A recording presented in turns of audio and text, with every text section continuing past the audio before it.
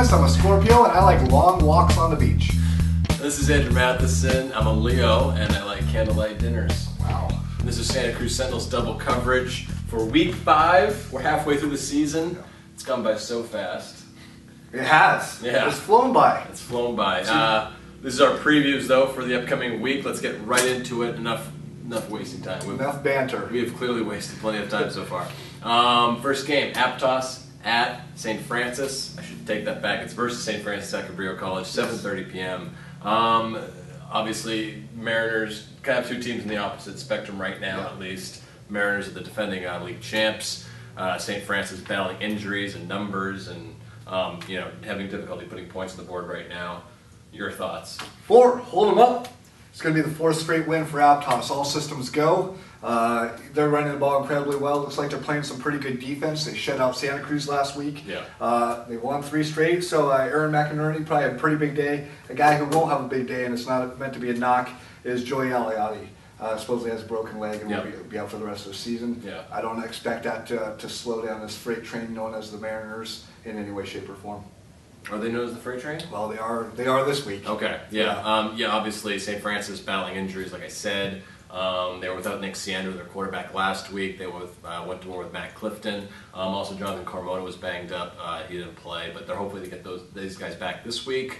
We don't know just yet, but it's nice to see actually what they can do with those guys against a super quality opponent, just in terms of for the future. Well, I mean, they've had those guys early in the season. Yeah, but they missed them last game against SoCal. Yeah, and obviously that was early in the season. I mean, develop-wise, the more progression later in the season is the better, obviously. So we'll see. I like Aptos. I think obviously. Yeah. I mean, I think that's kind of should be an easy game for the Mariners. Yes. Yeah.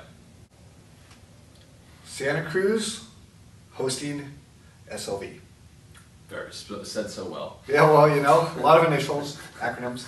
I like the Cougars for obvious reasons. Traditionally in recent years, Santa Cruz has given them fits, the Cougars, more than any team in the league. I just don't see that happening this week.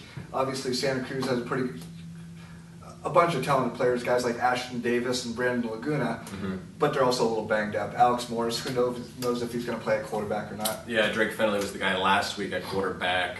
It didn't go well for them last week against Stall. That would be against Aptos. That would be against Aptos. Yeah. Thank you. Obviously. We were just talking about that. Aptos. Yeah, don't get old. But yeah, obviously it's going to be another difficult opponent for Santa Cruz going up against a defensive-minded SLV team that's progressing offensively as well. Yeah. I don't think anyone expects Santa Cruz to win this. What I want to see is a touchdown for Santa Cruz. Yeah. I need to see something small, baby steps. They've been shut out in back-to-back games and scored 6 points in the last 3 games. Yeah. So what I just want a touchdown, something to get some sort of motivation on that squad to let these guys know that, hey, when we play Harbor, when we play St. Francis, maybe we have a chance. Yeah. And if you can do that against a strong-minded SLV team that's defensive-minded, that would be a huge boost going forward, I think. So we like SLV. Sorry, Santa Cruz. And probably the best game on Friday night will happen over in Watsonville when Monte Vista Christian hosts North Salinas at 7:30 p.m. Monte Vista coming off a bye, and we all know they're undefeated. They're a #1 team on the power poll. They've outscored their opponents 211-55 with their most recent victory over King City coming by 14 points. That was the tightest win for them. Yeah. A real nail-biter by 14 points. Yeah. And North Salinas has kind of gotten a little rejuvenation, I think. Yeah. I was expecting more out of them early in the season, but they did have a difficult schedule with Carmel Soledad, but they've won 2 in a row against PV and Santa Cruz. But a win is a win, and a good kickstart for their season, I think. It's something that lets them know, hey, maybe we could compete with Monte Vista Christian. You win 1 game, maybe a fluke, but you're feeling good. 2 games, you're like, hey, we're world beaters. Yeah, and especially by the margins that they did. I think it was about 82-7 combined. So that's going to help mentally, I think, moving forward. Yeah, definitely. Well, Monte Vista obviously likes to play some defense. Even though they've given up some decent point totals, the games have been out of reach. They've subbed out probably late. What I see is just more of the same. I mean, you mentioned that tight ball game last week with Monte Vista. Well, shoot, 35 points is their lowest total on the season offensively. This team could put points on board at will. Yeah. And it's probably going to be more of the same this week. Yeah, I imagine. I'm interested to see how North High plays in this game just because I feel like they were looking for that kickstart early in the season. They had 17 starters returned from last year. They were still pretty young, and they were running their spread offense for the second year in a row, so that helps obviously. But you lose to Carmel, you lose to Soledad, you might be down yourself, then you get a nice win against Santa Cruz, you get a nice win against PV. Now I think they might be back on the level where they were expecting to be. Yeah. So I'll be interested to see how they go against MVC. I still like the Mustangs just because they have all that offense, a decent defense. And I think the key to watch here is Hugo Renteria, Cody Washington have about 850 yards combined between the two of them on the ground. North High has given up just as much rushing yards. Montevis is going to air it out, go 50-50 split. They've been favoring the rushing game a little bit, about 60-40 almost right now for the first 4 games. Mathesoon has 10 touchdowns passing. There's 1 interception. Yeah, so he's going to do great. If they can bottle up just rushing, passing, they're solid. So definitely, we'll take MVC. But no, I'm just saying if they bottle up Justin Gutierrez, no contest. Yeah. He's been their guy the last couple of weeks, but quarterback, top rusher. Yeah. So, but we like MVC. We do handily. Fairly, it'll probably be the closest to the games this weekend. It'll be the closest to the games, but I would say a couple touchdowns. Oh, easily. Yeah. Yes. Okay.